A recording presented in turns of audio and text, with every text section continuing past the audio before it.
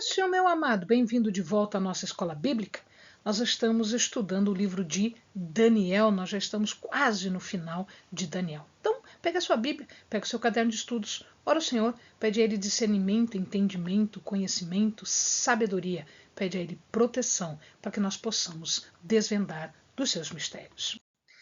Como vimos no vídeo passado, esta parte é a parte mais difícil de entendermos. Existem muitas interpretações e o texto é muito difícil de entendermos. Por isso que nós estamos nos demorando um pouco mais para trazer detalhes para que o amado possa entender aquilo que nós já temos, aquilo que os estudiosos já têm como certo. E colocamos aí o que existe ainda de dúvida em suspenso.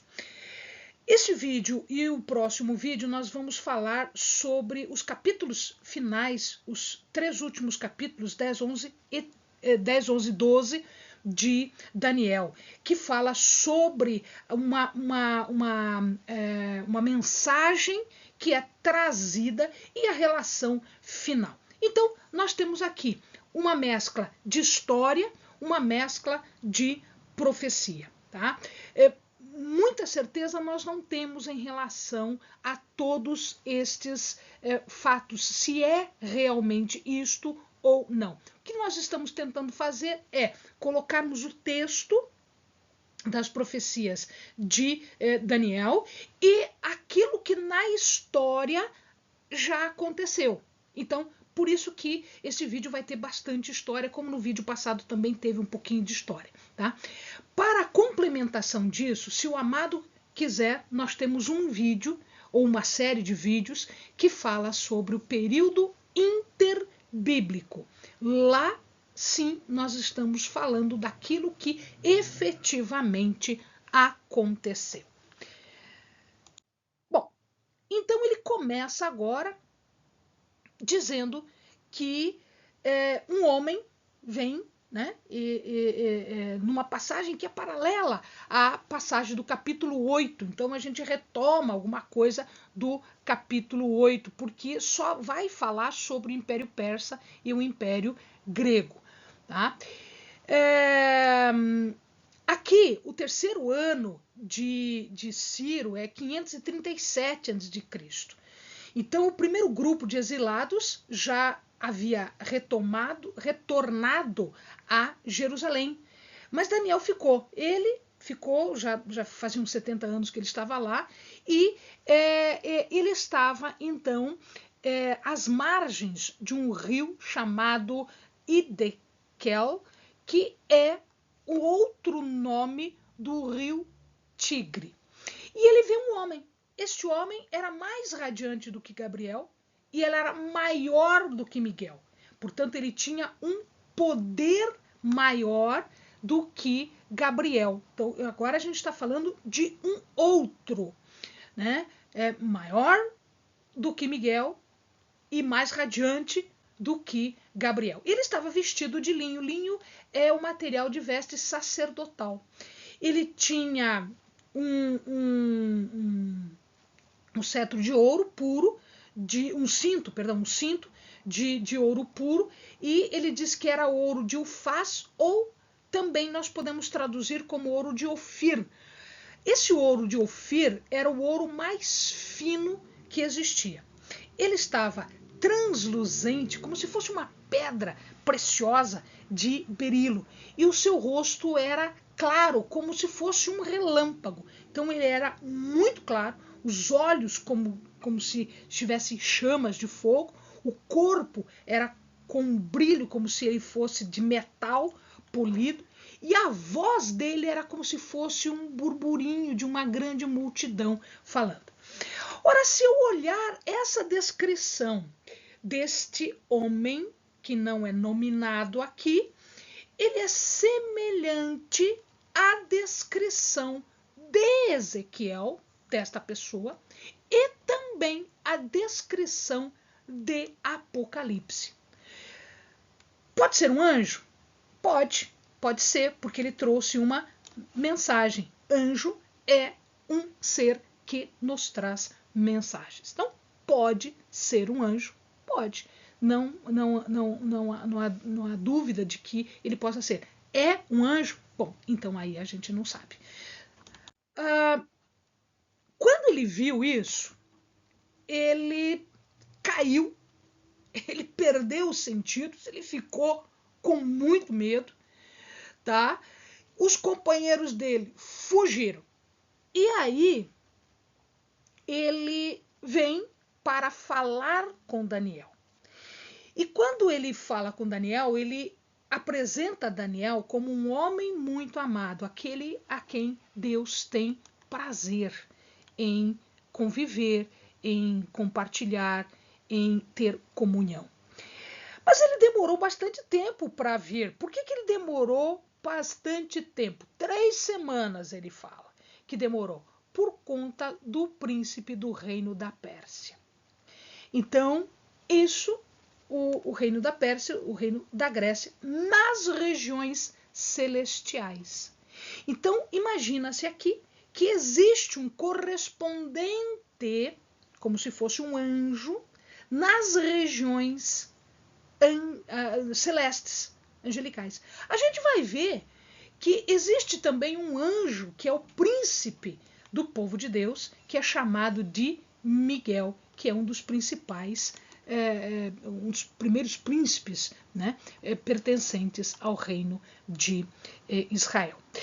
E a oração de Israel tinha sido ouvida? Sim, a gente já tinha visto, Gabriel já tinha dito isso. E agora este ser reluzente, ele fala a mesma coisa. Tinha sido ouvida, já tinha sido respondida, Dabar já tinha sido emitida, mas ele demorou. Ele demorou para chegar por conta desses príncipes na região celestial da Pérsia e da Grécia. E ele estava ali exatamente por conta da oração de Daniel. E ele fala que aquilo que está para ser explicado por este ser é escatológico. Está para vir. Então ele está apresentando uma outra forma, de uma segunda maneira de falar aquilo que Gabriel falou lá no capítulo 9.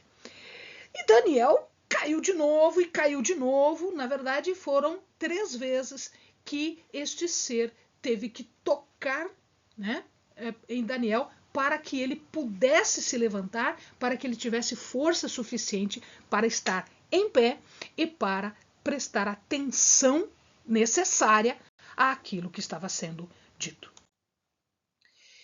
Na verdade, o que acontecia é que estávamos numa guerra celestial, uma guerra espiritual. Primeiro, contra o príncipe da Pérsia, depois contra o da Grécia. E os dois tinham recebido poder sobre o povo de Deus. O Império Persa, o povo persa, o governo persa, já tinha se espalhado por todo o mundo. Ele durou quase uns 200 anos, mais ou menos. E, portanto, aqui nós vamos ter, né, a primeira mensagem, a primeira predição. O reino da Pérsia, ele fala em 3 a 4 rei. 200 anos, eu não tenho aqui reis para fechar este período. Eu preciso de um pouco mais de 4 reis para cobrir todo o tempo. Historicamente, nós vemos que existiram 9 reis. 9 reis, a começar por Ciro, e indo até o final foram 9 reis. Por que ele fala em 13 e 4?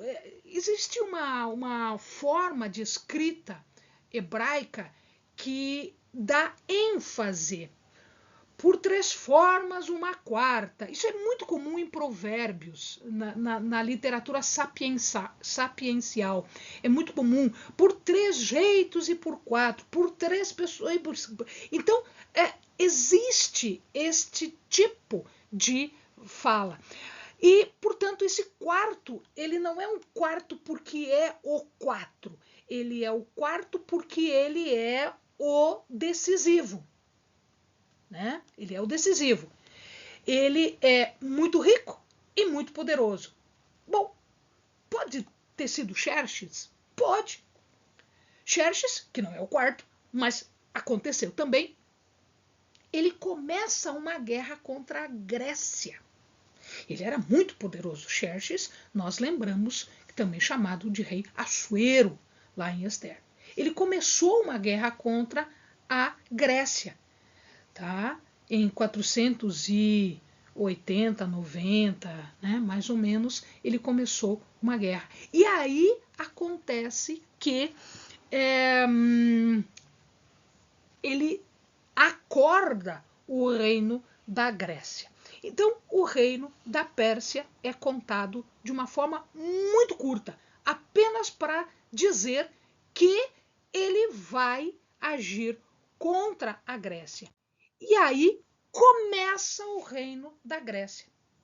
Então, esta visão de Daniel, ela é curtinha em relação à Pérsia, e aí agora ele começa a estender, ele dá mais sentido, ele dá mais informações sobre este reino. Então nós tínhamos o reino da Babilônia primeiro, o reino da Medo-Persa segundo, e agora ele começa a discorrer sobre esse terceiro reino, que é o reino da Grécia, e ele já começa a falar também do quarto reino, o reino de Roma.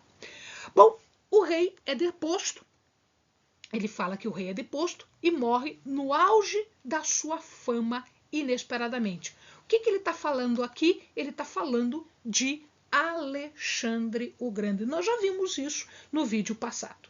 O reino vai ser dividido entre os seus 4 generais, nós também já vimos isso. O reino do sul, que é para baixo do Negueb, do deserto do Negueb, que é o Egito. Ele vai dominar, no início ele domina aquela região, mas um dos seus generais, ele ganha poder. E, portanto, o rei do Egito vai enfrentar um rival. E este rival vai sobrepujar o seu próprio domínio. A gente também já viu que acontece com Antíoco. Então eles vão tentar, para resolver esse problema, eles vão tentar um casamento arranjado. Porque daí fazia uma aliança de casamento e ficava ruim fazer guerra contra as pessoas da família. Mas isso não vai dar certo. Isso não vai dar certo porque a rainha ela vai sofrer, né? Os seus descendentes vão sofrer e ao final ela vai ser vingada por um dos seus descendentes. Não enquanto ela está viva, mas depois, né? O herdeiro não vai herdar nada, ele vai ser traído junto com a sua mãe e todos os que estão ao seu favor. E o seu pai não pôde fazer nada. Então, na verdade, o casamento não vai dar muito certo. Tá? O exército egípcio vai enfrentar agora o exército do norte. E é interessante que esse exército que vai fazer guerra contra o exército egípcio, ele quer mais poder, ele quer dominar tudo. Ora, entre o Egito e o norte de Antíoco, entre um e outro, então tenho lá o norte e eu tenho lá o sul do Egito. O que vai acontecer? No meio dos dois está a terra formosa, está a terra do povo de Deus, está Jerusalém, está Judá. E aí esse povo vai ser espremido na guerra entre esses dois reinos, tá? E aí alguns judeus, eles ficam do lado helenista, grego, do norte. Eles são chamados de filhos da violência, porque eles ficam do lado de Antíoco. O rei do norte, portanto, vence, porque não tem o que fazer. Naquele momento, ele é muito mais forte e, portanto, ele conquista a Terra Formosa. ele conquista a terra do povo de Deus, porque era caminho para conquistar o Egito. Portanto, passa para as suas mãos. E agora o povo de Deus começa a sofrer. O Reino do Norte tenta consolidar o seu poder, né, sobre o Egito, e ele tenta um acordo. Depois, como esse acordo não funciona, ele tenta um casamento arranjado com o rei egípcio. Isso também não dá resultado.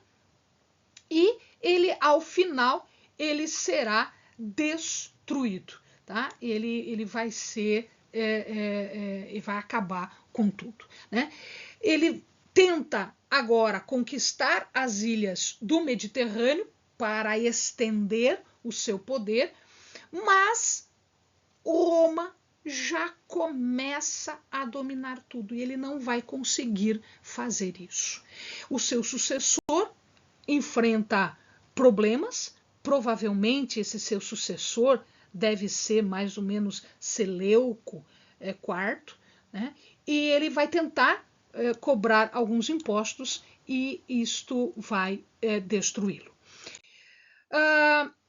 Bom, o que nós temos na história em relação a isso? Então, isso foi o que estava se dizendo na passagem de Daniel.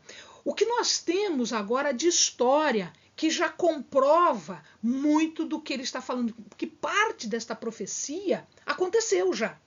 Parte já aconteceu, parte já se fez.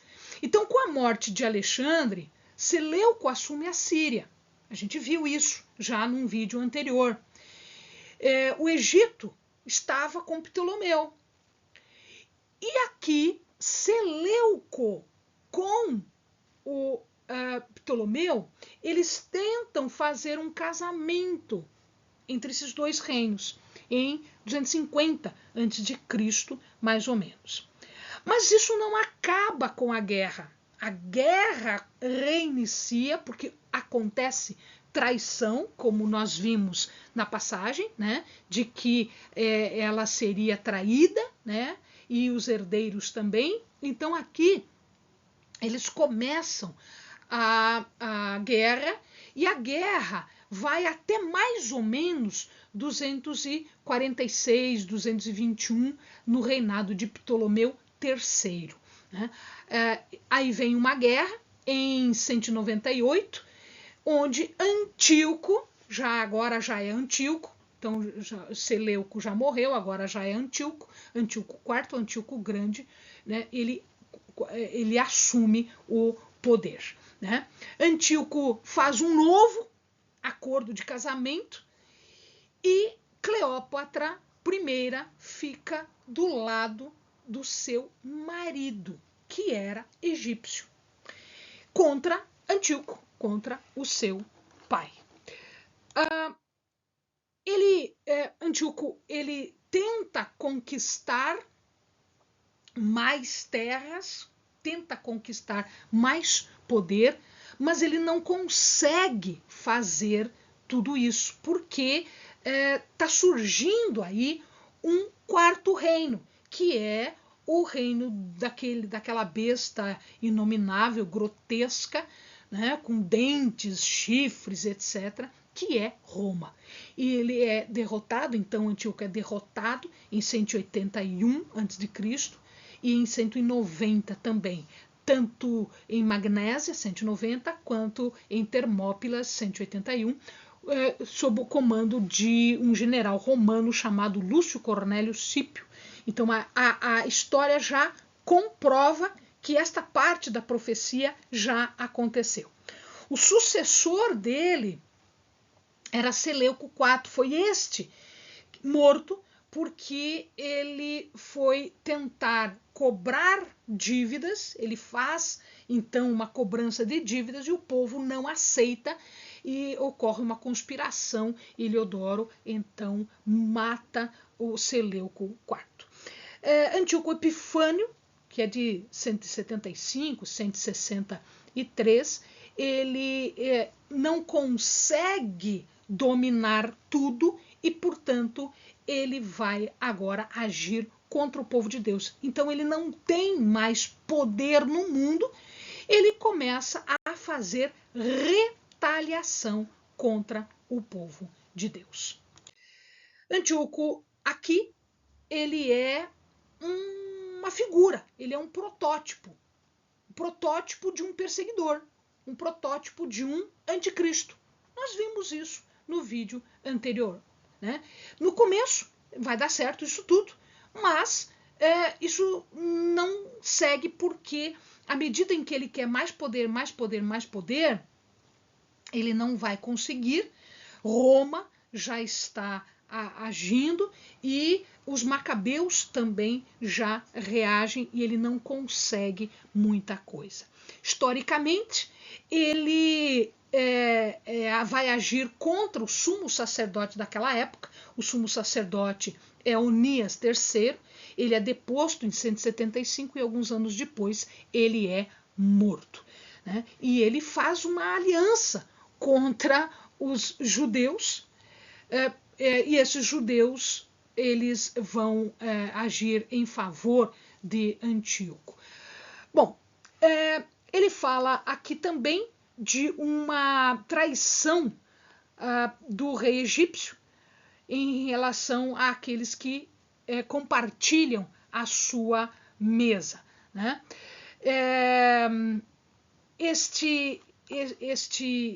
Esta traição, ela efetivamente acontece e o rei egípcio, portanto, ele perde poder em relação ao norte. Bom, não conquistando o que ele quer, o reino do Egito, apesar da traição, apesar de tudo isso, ele não consegue dominar, né? Então ele vai colocar as suas mãos no povo de Deus. Antíoco IV toma o trono do sobrinho Demétrio e ele profana o templo, saqueia o templo. Os judeus crentes no Senhor são massacrados. Tá? Quando ele coloca as mãos no povo de Deus, ele está colocando as mãos no próprio Deus. Quando ele usurpa o trono, ele silencia a oposição, matando inclusive um sumo sacerdote, querendo ter também poder religioso espiritual. Tá? O que acontece é que ele vai de novo contra o Egito e agora Roma começa a proteger o Egito, porque a Roma está tomando poder de toda aquela região. Amém, amados? Nós terminamos essa história no próximo e último vídeo. Espero você.